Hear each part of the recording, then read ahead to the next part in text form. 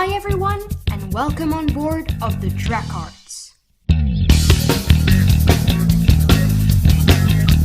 So, what's up today? Achieving true and real black and white in Photoshop. In this tutorial, we're gonna rely on this color wheel.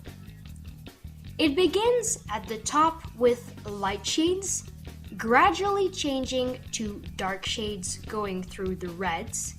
Then it gets back from dark to light shades going through the greens. To create black and white images, we sometimes hear about this technique. Choose a hue and saturation adjustment layer.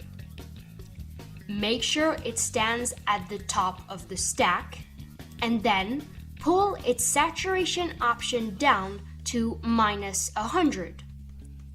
Here's the trick done. We now have our image in its black and white version. However, let's have a look a little bit closer.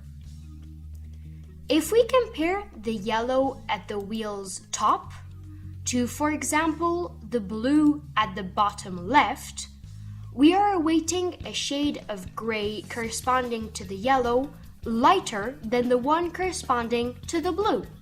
Let's check it out. Surprisingly, it appears that the blue renders a shade of gray lighter than the yellow does. It means this is exactly the opposite of what we were waiting for. Then what about that yellow-orange at the top right, compared to that red at the bottom right?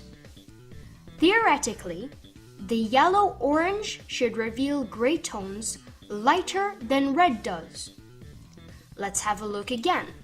Once again, we're not getting what was expected, for red renders lighter tones than yellow-orange does. At last, a last remark. Between the violet and its neighbor, the red-violet at the very bottom, we can say there's no difference on tone between the two of them. Isn't it disturbing? Not at all. Sure, this is not the right recipe to get the true black and white in Photoshop. So let's go back to our color wheel and how to proceed properly. At the very bottom of the stack, we choose Solid Color from the Adjustment Layer menu. Make sure the adjustment layer is created at the top of the stack, and set the blending mode either to color or saturation. Both give the very same result. Now we have to give it a proper color to achieve the effect we're looking for. By double-clicking on the layers icon, we open the color picker window. There's actually only one criterion which matters: the saturation. We must have it brought down to 0%. To do so, this is very simple. We pull the picker all the way to the left-hand side of the color chart. We can choose any of the gray shades as long as the saturation option remains to 0%. Say we pick that tone of gray and confirm our choice with the OK button. We now have our image turned to the true black and white. Here, the gray tone corresponding to the yellow is lighter than the one corresponding to the blue. It's the same comparing the shades of gray rendered by the yellow-orange and the red.